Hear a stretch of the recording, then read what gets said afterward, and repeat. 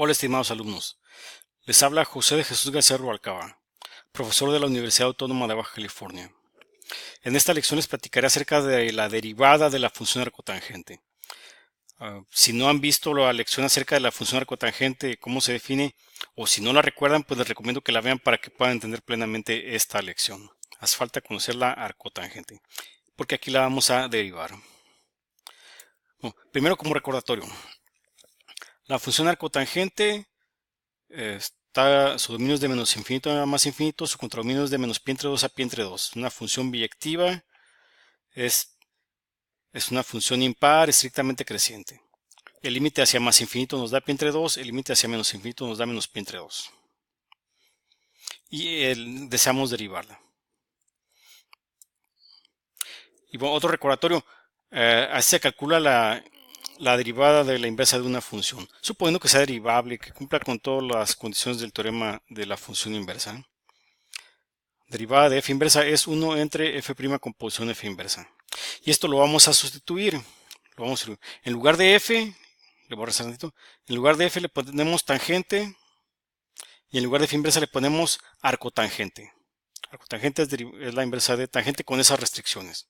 Entonces, en lugar de f ponemos tangente, en lugar de f inversa arcotangente, y ahí está. La derivada de la arcotangente es 1 entre derivada de la tangente composición arcotangente. Bueno, lo bueno es que la derivada de la tangente ya la conocemos. La derivada de la tangente es secante cuadrada. Y ya la sustituimos de una vez. Es 1 entre secante cuadrada con posición arcotangente. Y ahora pues hay que calcular esto. Necesitamos una identidad trigonométrica. La secante cuadrada es 1 más tangente cuadrada. Una entidad trigonométrica pitagórica bien conocida. Entonces le voy a regresar tantito. Y aquí en lugar de secante cuadrada le ponemos... aquí está. 1 más tangente cuadrada. Esta segunda la tenemos de la diapositiva anterior. En lugar de secante cuadrada sustituimos 1 más tangente cuadrada.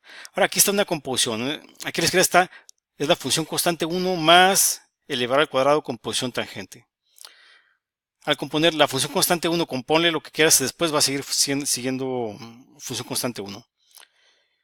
Luego aquí el cuadrado que hasta el final es tangente con posición arcotangente. Es una composición transversal, se eleva al cuadrado, composición tangente, composición arcotangente. Y bueno, tangente y arcotangente son inversas una de la otra. Donde esté definida esto es la función de identidad. Nos queda que la derivada del arcotangente es 1 entre 1 más la función de identidad al cuadrado. Sencillo, salió bastante fácil. Nada más hay que usar esta identidad trigonométrica y sustituir secante cuadrada por 1 más tangente cuadrada. Los demás, ya la constante pues va a seguir siendo constante. Y esto ahora hay que evaluarlo. Lo evaluamos en x. Nos queda que arcotangente de x, su derivada es 1 entre 1 más la identidad al cuadrado. La identidad de valor en x siempre da x. Es lo que hace la función de identidad, siempre nos da x. Nos queda 1 entre 1 más x cuadrado. En algunos libros se lo van a encontrar como 1 entre 1 más x cuadrado. En otros como 1 entre x cuadrado más 1. Obviamente es lo mismo. Entonces, para eso no tiene ninguna restricción. Es para cualquier valor de x. La derivada del arcotangente es 1 entre x cuadrado más 1. Es de las pocas que hay que saberse de memoria. Esta sí les recomiendo, aparte que la tengan apuntada en sus notas de referencia, esta sí hay que sabérsela de memoria. La derivada de la función arcotangente. No es la única manera de calcularlo. Otra, un poco más gráfica, que a mucha gente le gusta. A partir de esta fórmula, ya tenemos que la derivada de la arcotangente es 1 entre secante cuadrada con posición arcotangente. Porque recuerda que la secante cuadrada es la derivada de la tangente. La evaluamos. Lo evaluamos en x y nos queda 1 entre secante cuadrada de arcotangente de x. Y aquí pues recuerda que esto arcotangente lo podemos interpretar como un ángulo. Tomamos alfa, va a ser un ángulo, es arcotangente de x. Por lo tanto, x es tangente de alfa. Y vamos a construir un triángulo rectángulo que cumpla con esta condición, que la x sea igual a tangente de alfa. Le voy a dar hacia abajo. X igual a tangente de alfa. Recuerda que la tangente es cateto opuesto entre cateto adyacente. Aquí está el ángulo alfa. Desde la perspectiva de este ángulo alfa, aquí la x la puse en el cateto opuesto y el 1 en el cateto adyacente. Entonces la tangente es x entre 1, si es x. Está bien. Este triángulo está bien construido para que cumpla con esta condición. La tangente de alfa es igual a x. Falta calcular la hipotenusa. Para eso aplicamos el teorema de Pitágoras. Y la hipotenusa nos va a dar raíz cuadrada de x cuadrada más 1. Ya sé, cateto al cuadrado, x cuadrado, más este cateto al cuadrado. Caray. Lo sumas y le sacas raíz cuadrada. La hipotenusa mide raíz de x cuadrada más 1. Ahora, la secante, recuerda que necesitamos la secante de alfa, es hipotenusa entre cateto adyacente. Nos queda raíz de x cuadrada más 1 entre 1. Bueno, ese entre 1 no lo voy a poner. No lo voy a poner tú, si te hace falta apúntalo en tus notas, pero no creo que sea necesario. Y además, recordando que lo que aparece en nuestra fórmula anterior en realidad no nada más aparece secante, aparece secante al cuadrado, pues de una vez le elevamos al cuadrado. La secante cuadrada es x cuadrada más 1. Y con esto ya podemos terminar la demostración. Estas tres primeras ya las teníamos antes. La derivada de arcotangente evaluada en x es 1 entre secante cuadrada de arcotangente de x. Ya lo teníamos. El alfa lo construimos como arcotangente de x. Y a partir del triángulo rectángulo sacamos que la secante cuadrada de alfa es x cuadrada más 1. Y nada más vamos sustituyendo. Aquí en la primera fórmula, en lugar de arcotangente de x, ponemos alfa. Y ya nos queda esta fórmula donde estoy poniendo el igual. Ahora, secante cuadrada de alfa ya lo tenemos, es x cuadrada más 1. Lo sustituimos nada más.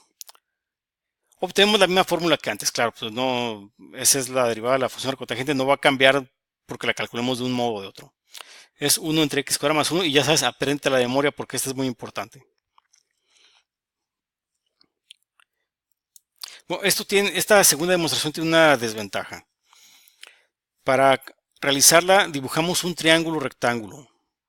Esto nos funciona cuando x es positiva. Cuando agarramos esta x positiva, así del lado derecho, la arcotangente nos va a dar un ángulo de 0 a pi entre 2. Un ángulo agudo que nos permite construir el triángulo rectángulo como lo necesitamos sin ninguna dificultad. Sale, funciona a la perfección. Cuando la x es negativa, nos da un ángulo de menos pi entre 2 a 0, que está en el cuarto cuadrante. Y eso no nos forma el triángulo rectángulo que ocupamos. No hay manera de construirlo, no se cierra el triángulo. Entonces la demostración que acabamos de hacer, la segunda, funciona más para cuando x es positiva. Sin embargo, se puede completar en este caso fácilmente con argumentos de simetría. Recuerda que la función arcotangente es una función impar. Su derivada debe ser una función par y nos damos cuenta, le voy a rezar tantito, de que esta fórmula es una función par, por lo tanto es la que necesitamos. Pero si del dibujo del triángulo rectángulo nada más sale para cuando x es positiva, aunque es correcto de los dos lados. Y bueno, nada más para resumir. La derivada del arcotangente de evaluado en x es 1 entre x cuadrado más 1. Es de las pocas fórmulas que hay que saberse de memoria, apréndetela. Esto se vale para todo x, de menos infinito más infinito. Y bueno, la gráfica de esta función es así, es como una jorobita, es una función par. Y bueno, espero que les haya gustado y no se pierdan las siguientes lecciones. Vamos a ver también la función arcocotangente y la arcosecante y la arcocosecante. No se las pierdan. Hasta pronto.